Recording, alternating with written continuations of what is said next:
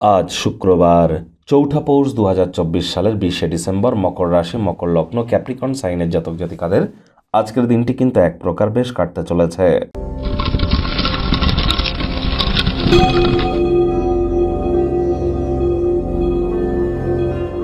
ভিডিওটির শুরুতেই স্ক্রিনে আপনারা দেখতে পাচ্ছেন দেবী মহালক্ষ্মীর গায়ত্রী মন্ত্র। ওম শ্রী মহালক্ষ্মী চ বিদ্মহে বিষ্ণুপত্নাই চ ধীমহি তন্ন লক্ষ্মী প্রচোদয়াৎ। সকাল, দুপুর, সন্ধ্যা ৩ বেলায় ১০৮ বার জপ করুন, অত্যন্ত উপকৃত হবেন।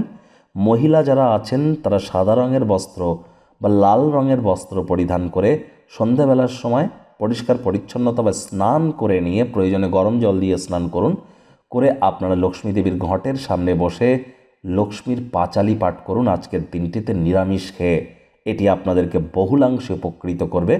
স্নানের জলে হাফ কাপ কাঁচা দুধ দিয়ে আপনারা স্নান করতে পারেন।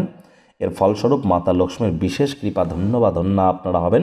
আয় ইনকাম বাড়বে, সম্পত্তি তৈরিতে আপনারা নিজেদেরকে সহযোগিতা করতে পারবেন। প্রেমের জীবনে বাধা বিপত্তি কেটে যাবে।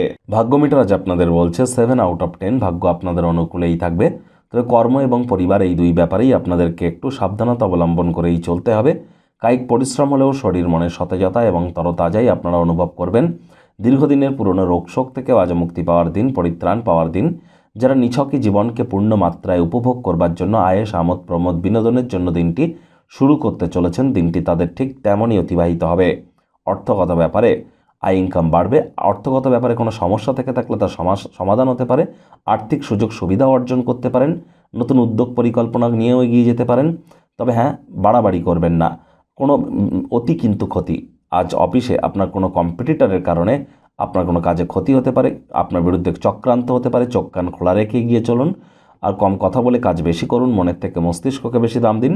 রাজনীতিবিদ যারা আছেন জনসংযোগ বৃদ্ধি করুন। কঠোর কায়িক পরিশ্রমের কোনো বিকল্পই কিন্তু নেই।